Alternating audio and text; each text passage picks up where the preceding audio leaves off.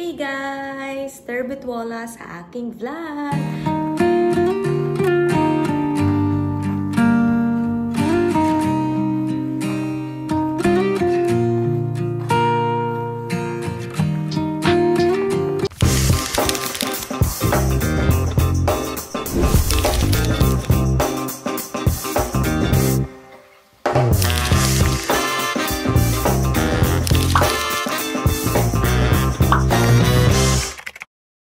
Today, Sunday at katatapos lang ng duty ko, kakauwi ko lang, nilapag ko lang yung mga gamit at pinamili ko kasi day off ko bukas, kaya namili ako ng makakain or ngangat-ngatin para bukas habang nanonood ng Netflix. Ayan, so ngayon ay Sunday at kapag Sunday, alam niyo naman na tuplapalka or double pay dito sa Finland.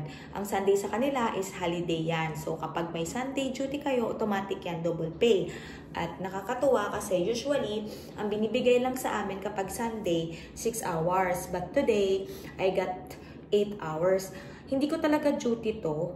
Bali, hindi kasi pumasok yung isang kasama kong finish. Tapos tinanong niya ako kung gusto kong pasukan yung duty niya. Siyempre, oo ako. Kasi double pay yun. Sabi nga niya sa akin, tuplapal ka daw yun. Tuplapal ka. Sabi niya, pasukan. Sabi ko, oo, papasukan ko yan talaga. Tapos, ayun, nakakatuwa lang kasi yung mga kasamahan naming finish, ganun sila. Hindi sila yung parang, alam niyo, hindi sila nakikipag-agawan talaga sa duty or sa pasok. Halimbawa, pag day off nila.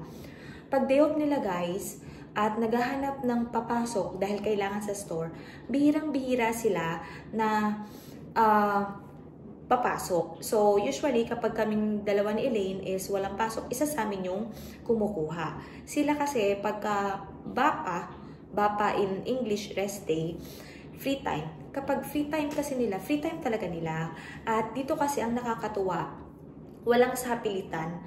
Hindi ka nila pipilitin kung talagang free day mo yon at ayaw mong pumasok, wala silang magagawa doon. Pero syempre, minsan, pakikisama din. Kung alam mo namang kaya mong pumasok ka.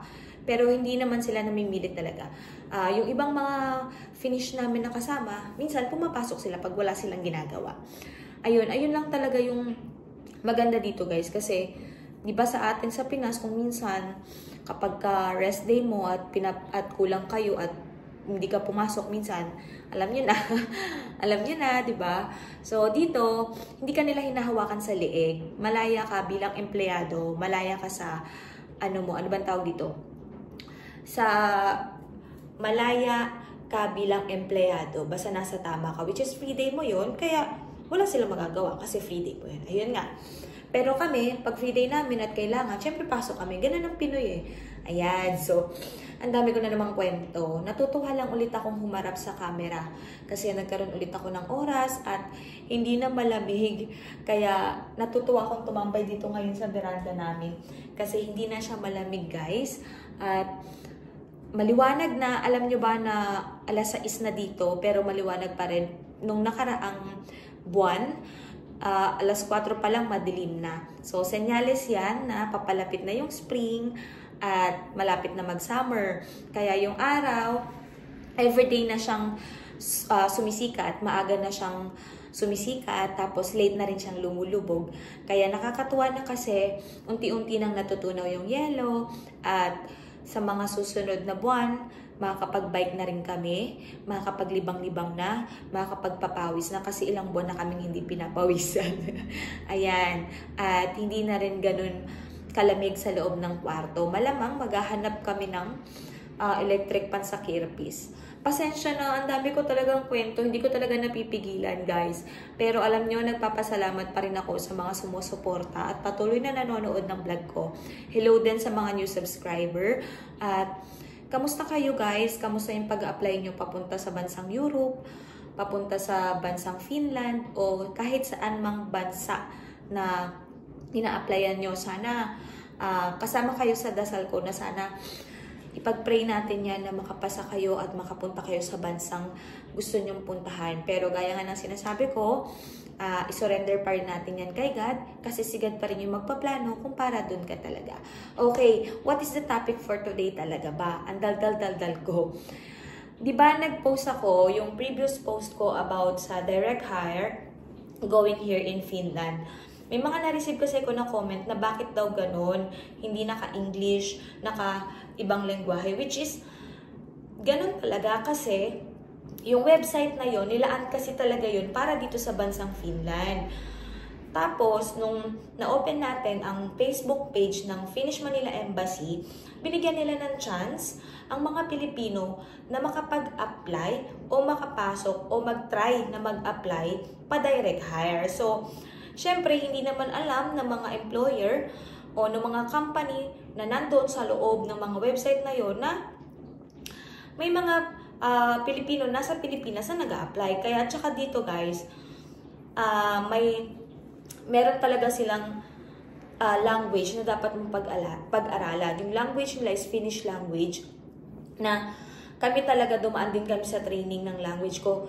So, kung doon pa lang is hindi nyo na nakikita yung way kung paano nyo itatranslate yun, yung nandun sa website na yun, paano pa pag pinag-aral nila kayo, diba?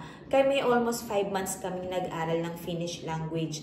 Dito na kami inabutan sa Finland ng last examination namin. Okay, so kung nakikita nyo siya na naka-Finnish language, scroll nyo lang sa baba, meron niyang, yung iba dyan, meron niyang translate na pa-English, yung nakalagay EN. So, pindutin nyo lang yun. Kapag wala guys, do your effort, mag-screenshot kayo, tapos ilagay nyo sa Google Translate. Hanggang ngayon guys kami, ganyan pa rin ang ginagawa namin sa mga nare-receive namin na papers, yung mga papeles namin na dumadating sa amin dahil naka-Finnish language yun.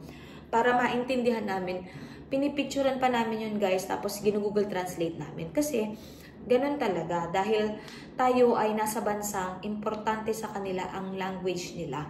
Okay? So, hindi talaga dito second language ang English. Ayan. Tapos doon, yung mga iba na nagtatanong sa akin kung pwede ba yung mga nasa ibang country, actually, hindi talaga ako sigurado, pero subukan nyo na lang din, okay? Kasi may mga iba naman na nagko-cross country din talaga.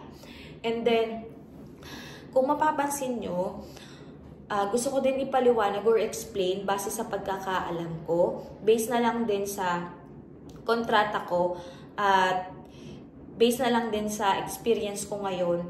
Diba, nung meron ako na-open doon na nakikita nyo na nakalagay part-time, tapos may months lang na kailangan nilang magtrabaho. Okay, halimbawa yung na-open nyo doon is nakalagay ang kailangan nila ay part-time, tapos ang oras lang ay 25 hours in a week, tapos ang pasok lang or ang kailangan lang nilang tao ay papasok ng months ng August or ng May up to September.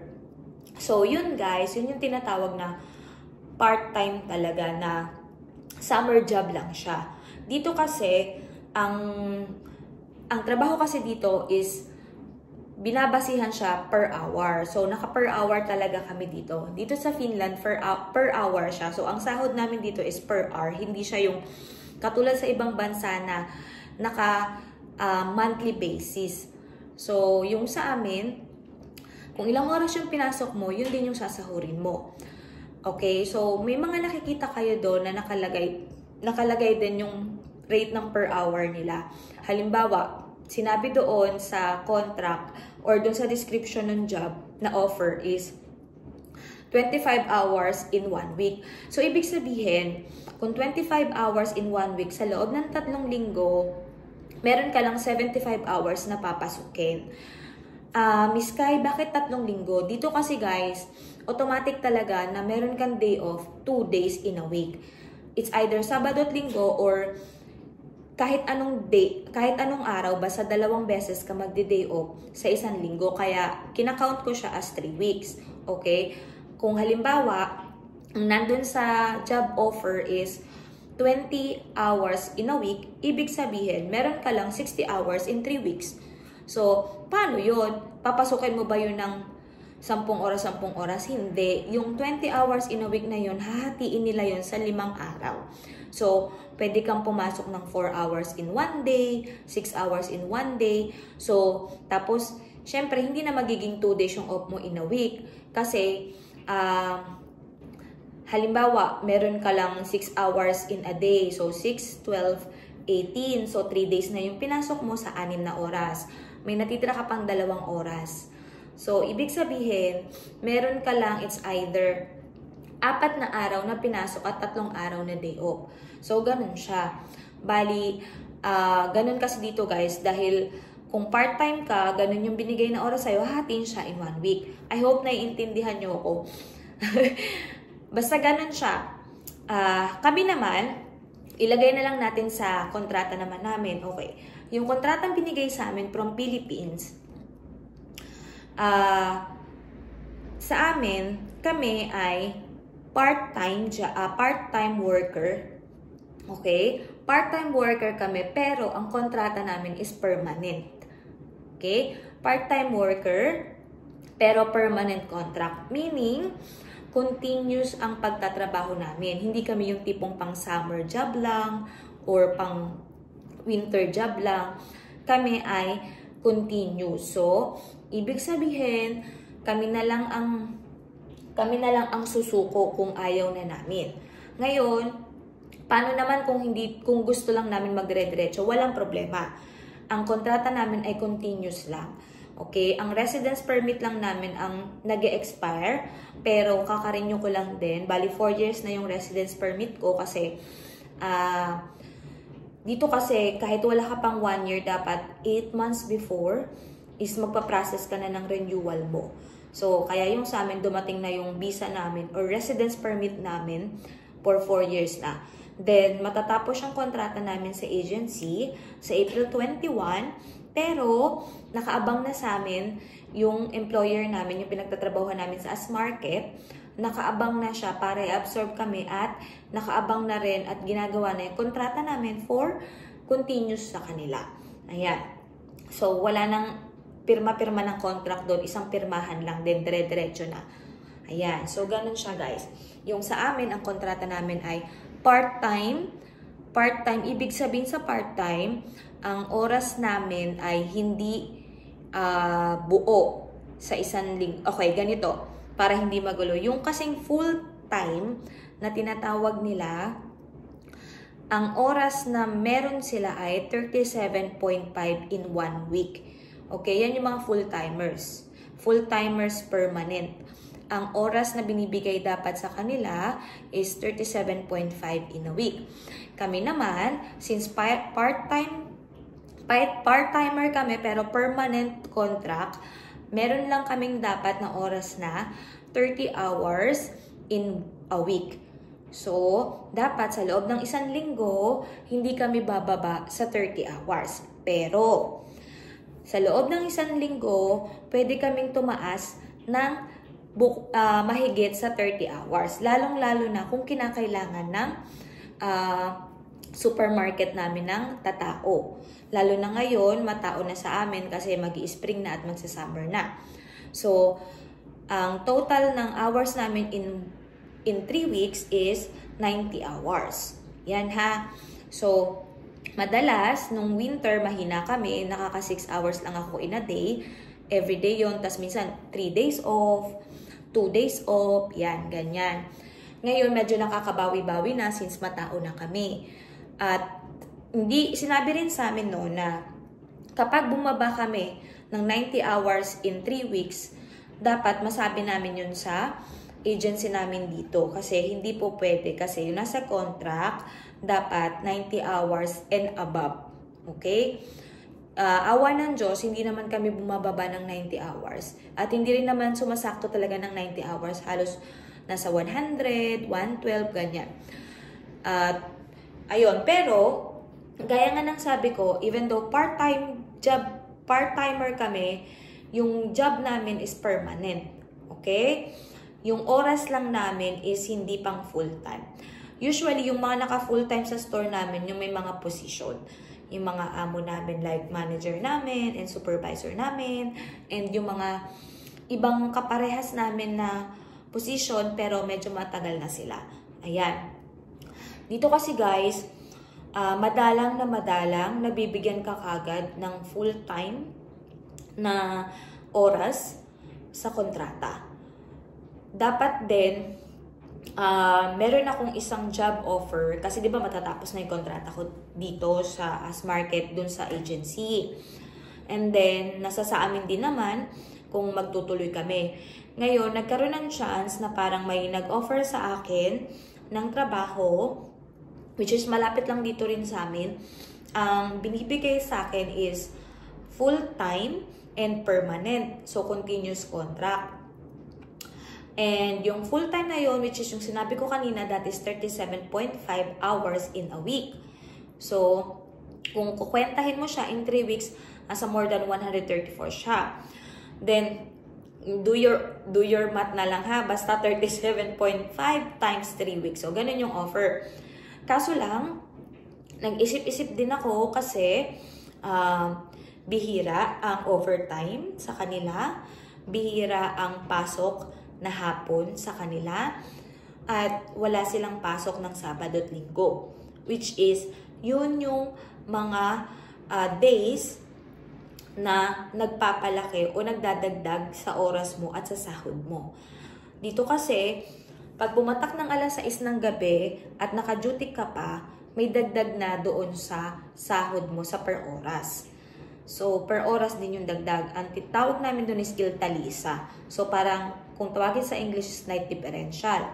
Ngayon, pag Sabado naman dito guys, nagsisimula ang overtime ng 1 PM hanggang magsara yung store. So, hindi lang sa amin yun ha, sa lahat ng company. Basta nasa labor yun na pag Sabado, ang nag-i-start yung night differential or OT kung tawagin, lawantay lisa is 1 PM. Yan.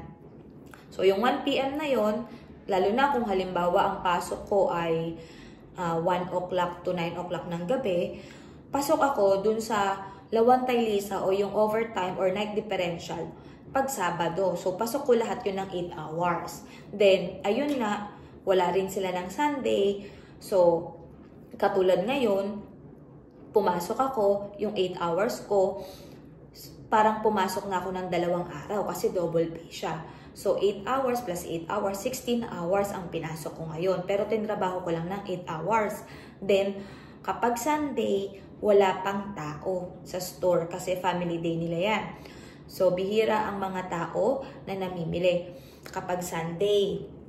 Kaya lang nga ngayon, dahil maganda yung season sa amin pag ganitong month, nandyan kasi yung mga turista na nag-i-ski, nandyan yung mga nasa south, pumunta sa north, mag-aarkila ng cottage, 1 week sila, so namimili sila. Kaya kapag ganito yung months, yung Sunday namin, matao-tao din. Pero, okay lang, compare naman talaga sa ibang araw. Ayun.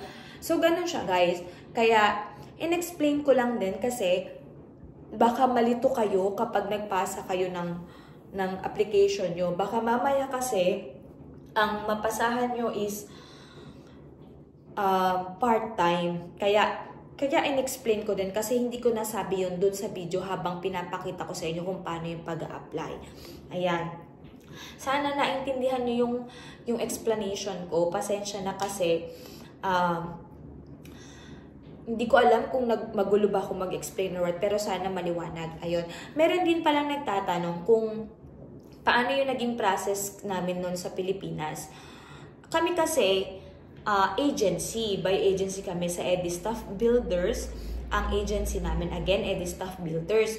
Ngayon kasi kung kayo ay matatanggap sa direct hire ng Finland doon sa mga website, maaaring maiba yung process nyo. Pero sa amin, inabot kasi kami ng almost half a year. Kasi nag-start yung application ng September, then nag-start yung language ng December, tapos ang umalis kami nun is April. So buong December up to April, nag-aaral kami ng language, then na-stop siya nung dumating kami dito kasi nagpa-process na kami ng mga papers namin, ng bank account namin.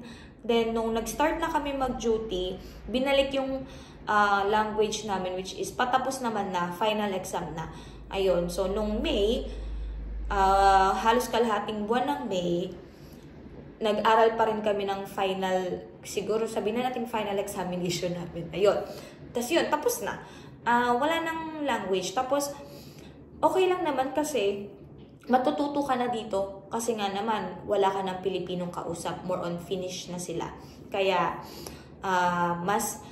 mas maganda pa rin talagang lesson or mas maganda pa rin talagang study yung may nakakausap ka compare sa nag-aaral ka.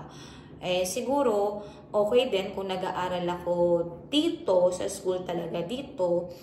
Much better din kasi kahit papano, finish din yung teacher o yung mga nakausap mo. Pero dun kasi sa amin sa Pinas, nung nag-aral kami ng mga batch ko, finish din naman yung teacher namin. Pero, syempre, pagkatapos nung 1 hour mahigit na yon, Pilipino na ulit yung kausap ko. Kaya parang hindi siya kagad pumapasok sa ulo. Ang kinaganda lang is, nagkaroon ka na ng basic knowledge na magagamit mo pagpasok mo kagad sa trabaho. And, mahirap bang Finnish language? Mahirap sa mahirap. Sobra talaga. Pero syempre, alam naman natin na lahat kakayanin natin, lalo na kung gusto natin makapag-abroad o makapunta sa ibang bansa, di ba? Dito naman kasi guys, worth it naman yung hirap na dadaanan nyo sa Pilipinas. At kapag nandito na kayo, lalo naman ako, kasi kung tutuusin, kung kayo madedeploy kayo sa city, ano pa kaya ako na nandito sa Nordic, nandito sa North part, nandito sa countryside na lagi ko nga sinasabi, wala ditong bus, wala kami ditong mode of transportation. Kaya halos mag-iisang taon na akong nandito lang pabalik-balik sa trabaho at bahay. Pwera na lang kung mag-aaya yung kasama namin na finish na ipasyal kami. Salamat na lang din sa kanila kasi napapasyal nila kami sinasama nila kami for free.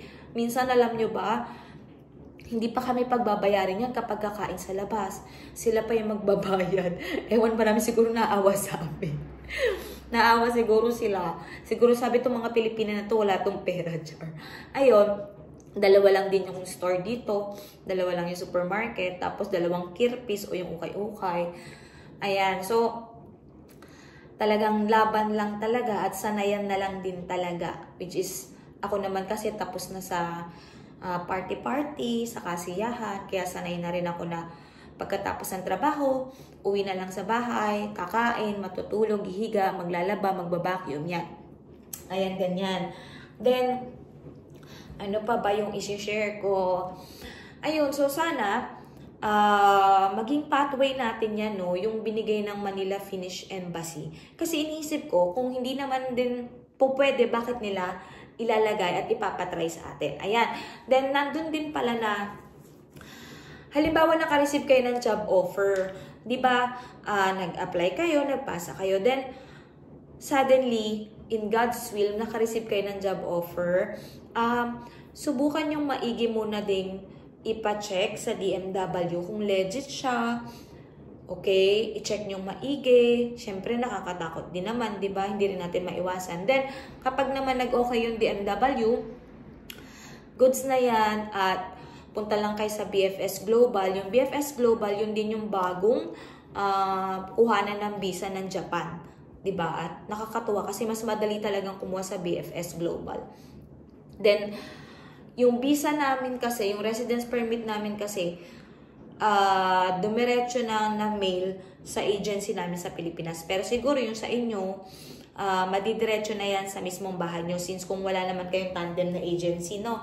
Pero sabi ko nga, kung halimbawa katulad ni Barona, na-hired kayo ni Barona through direct hire, kaya lang kasi may tandem silang agency sa Pilipinas, si Staff Builders yun, which is yung ganun yung process yun sa amin. Yun, pwede kayong mapunta sa agency. Don't worry kasi, wala naman kinukuhang processing fee or placement fee, wala talaga yan. Pwera na lang sa medical, kayo talaga ang sasagot. Sa residence permit nyo, kayo ang sasagot. Pero yung sa amin kasi, na-refund namin yun. Bago kami umalis, binalik sa amin yung ginastos namin sa BFS o dun sa visa namin or dun sa residence permit. Then, yung ticket, kami din yung bumili. So, ganun talaga. Kayo ang bibili ng ticket nyo kapag papunta na kayo dito. Yung iba naman kasing company, nagpapaloan, yung iba hindi ko lang alam. Okay, so ayun lang guys, maganda dito sa Finland, even though malaki yung taxes namin, mahal yung bahay namin, pero kasi dito mo mafe-feel yung malaya ka bilang isang empleyado. Hindi ka kinakawawa or what. Ayun lang. Siguro, dahil lang din, siguro nasasabi ko to dahil galing ako sa Middle East, which is alam naman natin sa Middle East, patayan talaga yung trabaho, tapos yung OT mo hindi naman babayaran ng pera. Babalik lang din sa'yo yung oras. Dito hindi pwedeng ganun. Alam niyo ba, dito ko lang din naranasan yung pag out mo na, out mo na. Hindi ka na nila yung may pagagawin pa sa'yo bago ka mag-out. Like, oh, hindi mo pa tapos ba't umuwi ka na? Walang ganun. Pagka nakita nila na out mo na, tapos may kinikilos ka pa, ipipilitin ka pa talaga nilang umuwi. Sobrang nanibago talaga kami ng kasama ko. Kasi, syempre sa Pinas, sanay tayo mag-charity work, diba? Dito hindi uso yun. Pera na lang kung pina-extend ka nila, pero may bayad yon. And bawal din dito yung susobra ka sa 10 hours. Kapag sumobra ka sa 10 hours, kailangan may permission na talaga. Nasa labor kasi nila na dapat sa isang araw, 10 hours lang talaga yung dapat mong trabahuhin. Ayan, ganun siya guys. At hindi rin po pwede na buong 10 araw, tas wala kang day off dire-diretso. Kailangan makapag-day off ka. Talagang,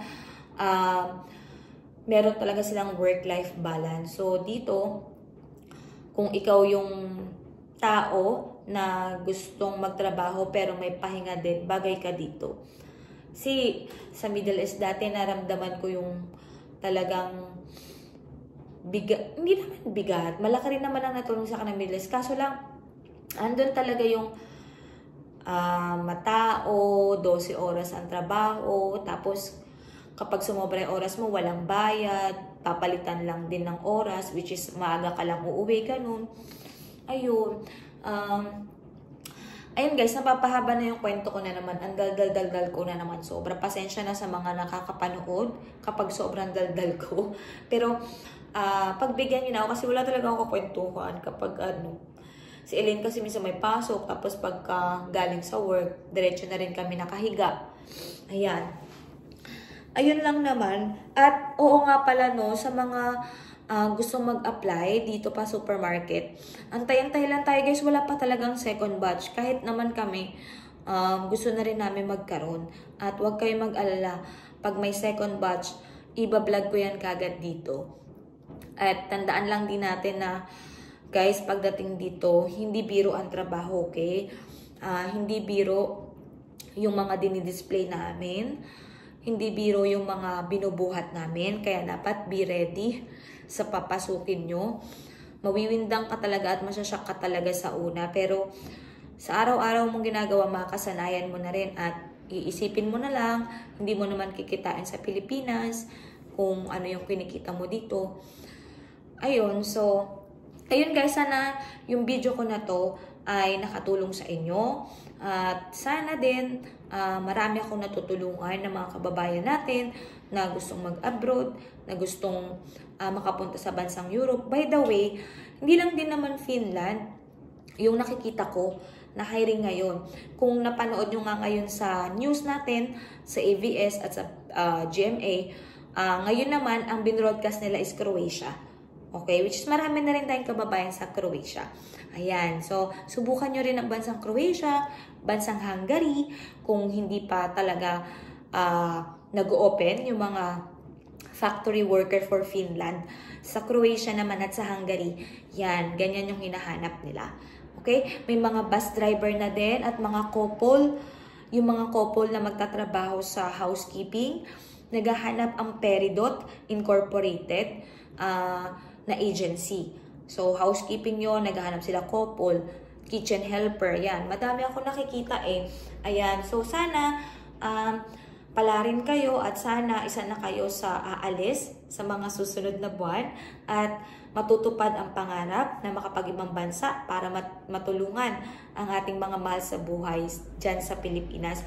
Dalangin ko na lahat tayo na nangangarap ng mabuti para sa pamilya ay matupad at gabayan ni Papa Jesus. At tandaan nyo guys, walang imposible kay Lord. Diba? Meron ngang Bible verse sa Matthew na faith can move the mountain. So, ibig sabihin, kung iisipin mo, hindi mo naman kayang itulak yung mountain, pero dahil sa faith mo kay God, alam mo nakakayanin mo. So, ayun lang guys, lagi lang natin i-surrender lahat ng plano natin sa buhay at lagi nyong sabihin sa Kanya na ikaw nang bahala magplano sa buhay ko at sure ako na ilalagay ka niya kung saan ka nararapat at kung saan yung ikabubuti mo. Gaya nga na nangyari sa akin, kaya pala hindi ako napunta sa bansang Japan, which is yun yung plano ko dahil mas maganda yung bansang ibibigay niya sa akin. Ayun lang guys, maraming salamat at God bless you all. Sana patuloy pa rin kayong manood sa mga video ko. Patuloy pa rin kayong mag-subscribe, mag-share, mag-comment, mag-like sa mga video ko. And thank you so much talaga guys. Ayun lang, see you on my next vlog. Hey pa!